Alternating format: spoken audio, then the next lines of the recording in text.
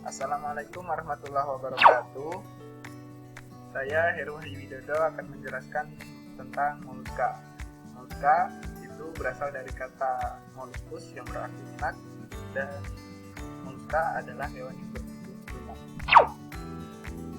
Untuk ciri-ciri moluska sendiri, tubuhnya lunak, dilindungi oleh cangkang keras yang tersusun dari senyawa kalsium karbonat, kecuali cumi-cumi dan gurita.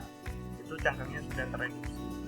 Kemudian tubuhnya sendiri terdiri atas 3 bagian. Yang pertama, kaki yang berotot itu untuk pergerakan, kemudian massa visceral itu mengandung organ internal, dan mantel yang melindungi massa visceral dan mensekresikan bobot cangkang. Nah, ini adalah struktur tubuh moluska.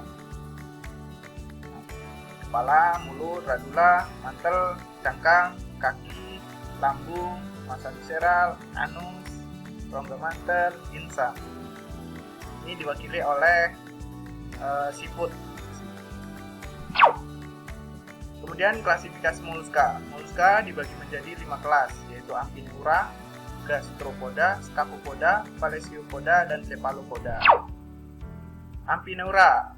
Nah, Amphineura ini ciri-cirinya hidupnya di laut, kemudian cangkang dengan 8 lempeng, kaki digunakan untuk bergerak maju, kemudian kepalanya juga sudah tereduksi.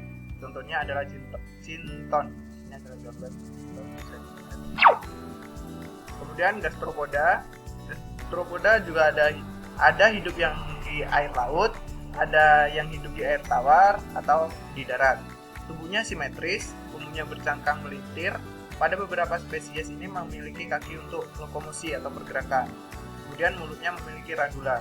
Contohnya Limania atau siput dan Melania atau sumpil. Kemudian Scapupoda.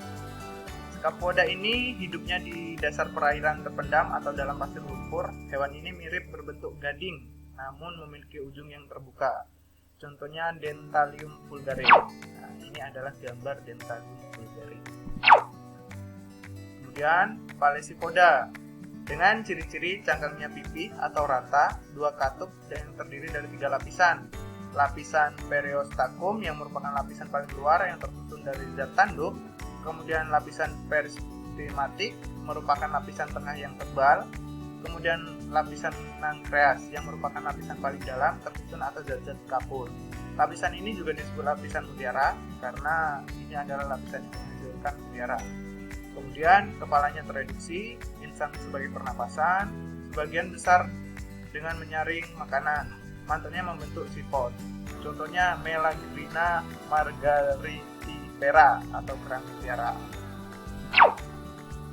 Kemudian Cephalopoda. Cephalopoda ini hidup di laut. Kaki terdapat di kepala. Umumnya tentakelnya memiliki penyedot. Kemudian cangkangnya eksternal atau internal. Mulutnya dengan atau tanpa radula. Lokomosi atau pergerakannya menggunakan tekanan air melalui sifon yang terbuat dari mantel. Contohnya loligo, itu cumi-cumi, atau oktopus, itu gurita. Kemudian peranan moluska. Moluska bisa sebagai sumber protein hewani, contohnya bekicot, kerang, cumi-cumi, atau gurita. Kemudian sebagai bahan hiasan, contohnya cangkang kerang laut atau penghasil mutiara. Kemudian ada juga yang merugikan, yaitu Pteridonavalis yang merusak kayu pada kapal dan juga sebagai inang antara cacing parasit dan juga hama tanaman. Terima kasih.